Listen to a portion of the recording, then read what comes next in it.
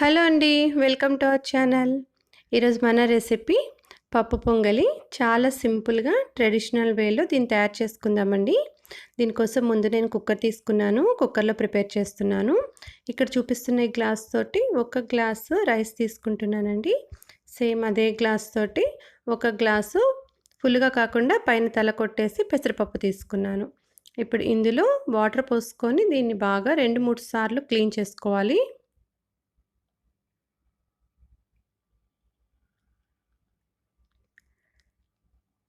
Next ఇందులో ఉన్న water మొత్తం వంచేసిన తర్వాత మంచినీళ్ళు పోసుకోవాలండి. ఇక్కడ నేను రైస్ ఒక గ్లాసు, పెసరపప్పు ఒక గ్లాసు తీసుకున్నాను కదా. ఒక్కొక్క దానికి 3 గ్లాసుల చొప్పున వాటర్ పోసుకోవాలి. అంటే రైస్కి 3 గ్లాసులు, సేమ్ అదే గ్లాస్ తోటి మనం ఏ గ్లాస్ అయితే కొలతగా తీసుకున్నామో ఆ గ్లాస్తో 3 గ్లాసులు రైస్ కోసం, పెసరపప్పు కోసం ఇంకొక 3 గ్లాసులు, మొత్తం 6 గ్లాసులు వాటర్ వేసుకున్నానండి. ఇలా రెడీ చేసుకొని దీన్ని పక్కన పెట్టేసుకుందాం. నెక్స్ట్ ఇందులో ఒక మసాలా ప్రిపేర్ చేసుకుందాం. ఇప్పుడు ఇలా దంచుకునేది తీసుకోండి, యాలకలు దంచుకునేది. అందులో 1 స్పూను మిరియాలు, 1 ఇంచు అల్లాన్ని తీసుకున్నాను. అల్లాన్ని మనం చిన్న చిన్న ముక్కలుగా కట్ చేసుకుంటే మనము దంచుకునేటప్పుడు ఈజీగా ఉంటుంది. దీన్ని మనం మిక్సీలో అయినా వేసుకోవచ్చు, క్వాంటిటీ తక్కువగా ఉంది కదా, సో అందుకని ఇలా దంచుకుంటే మనకి కచ్చపచ్చగా దంచుకుంటే మనం తినేటప్పుడు ఆ పలుకులు కూడా కొంచెం తగులుతూ టేస్ట్ బాగుంటుంది. మిక్సీలో వేసుకునేటట్లయితే మరి మెత్తగా కాకుండా కొంచెం ఇలా కచ్చపచ్చగా వేసుకోండి.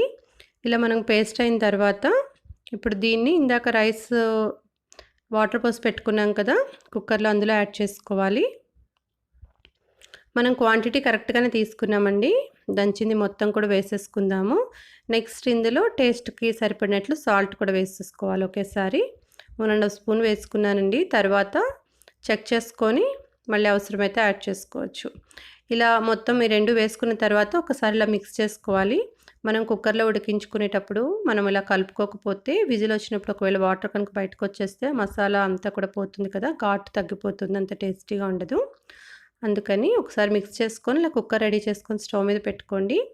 4 విజిల్స్ వచ్చేంత వరకు ఉంచుకోవాలి. ఫ్లేమ్ సిమ్కి మీడియంకి మధ్యలో ఉంచుకోవాలి. హై ఫ్లేమ్లో పెట్టేస్తే రైస్ కూడా సరిగ్గా ఉడకదు, ఇంకా వాటర్ అంతా కూడా బయటకు వచ్చేస్తాయి, ఘాటు కూడా తగ్గిపోతుంది. ఇప్పుడు 4 విజిల్స్ వచ్చిన తర్వాత స్టవ్ ఆఫ్ చేసి పక్కన పెట్టుకోండి.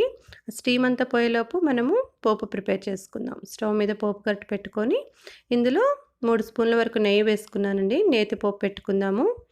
ఇప్పుడు నెయ్యి కొంచెం వేడెక్కిన తర్వాత అందులో 1 ఎండుమిరపకాయ 2 చిన్న ముక్కలు చేసి వేసుకున్నాను.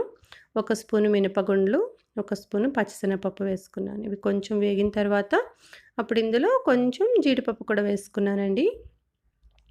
ఇవి కూడా లైట్గా వేగిన తర్వాత నెక్స్ట్ ఇందులో 1 స్పూను ఆవాలు, 1 స్పూను జీలకర్ర వేసుకుంటున్నాను. ఇవి అన్నీ వేసుకొని ఒకసారి మిక్స్ చేసుకోండి.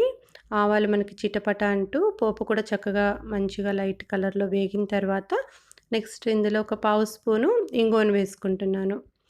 తర్వాత ఒక 2 రెమ్మలు కరివేపాకు కూడా వేసుకుంటున్నానండి. ఇవన్నీ వేసుకొని ఒకసారి మిక్స్ చేసుకొని స్టవ్ ఆఫ్ చేసేసుకుందాం. పోపు మనకి రెడీ అయిపోయింది కదా. నెక్స్ట్ ఇది మనం పప్పు పొంగల్లో యాడ్ చేసుకుందాం. స్టీమ్ మొత్తం పోయిన తర్వాత మూత తీసేసి ఒక్కసారి మిక్స్ చేసేసుకుందామండి. మనకి పప్పు ఇంకా రైస్ కూడా బాగా మెత్తగా మిక్స్ అయిపోవాలి, బాగా మెత్తగా ఉడకాలి. పలుకు అంటే రైస్గా ఉంటే అంత బాగోదు. సో అందుకని మనం ఫ్లేమ్ తక్కువలో పెట్టి కుక్ చేసుకున్నాం కాబట్టి మనకి 2 కూడా బాగా మిక్స్ అయిపోతాయి. ఇలా ఒకసారి మిక్స్ చేసేసుకోండి. టేస్ట్ కూడా చెక్ చేసుకోండి. సాల్ట్ ఏదైనా తగ్గినట్లు అనిపిస్తే కొంచెం యాడ్ చేసుకొని కలుపుకోండి. ఇప్పుడు ఇందులో మనం రెడీ చేసి పెట్టుకున్న పోపును కూడా వేసుకుంటున్నాను.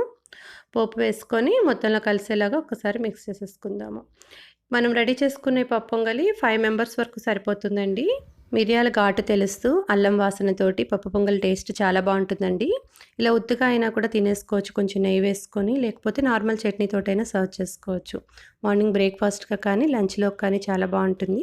మీరు కూడా ఒకసారి టేస్టీ అండ్ హెల్దీ రెసిపీని ట్రై చేసి చూడండి. Thank you so much for watching this video. ఈ వీడియో మీకు నచ్చితే ప్లీజ్ లైక్ చేయండి. వీడియోని మీ ఫ్యామిలీ అండ్ ఫ్రెండ్స్ తోటి షేర్ చేసుకోండి. మరిన్ని వీడియోస్ కోసం మా ఛానల్ని సబ్స్క్రైబ్ చేసుకొని పక్కనే ఉన్న బెల్ ఐకాన్ ప్రెస్ చేయండి.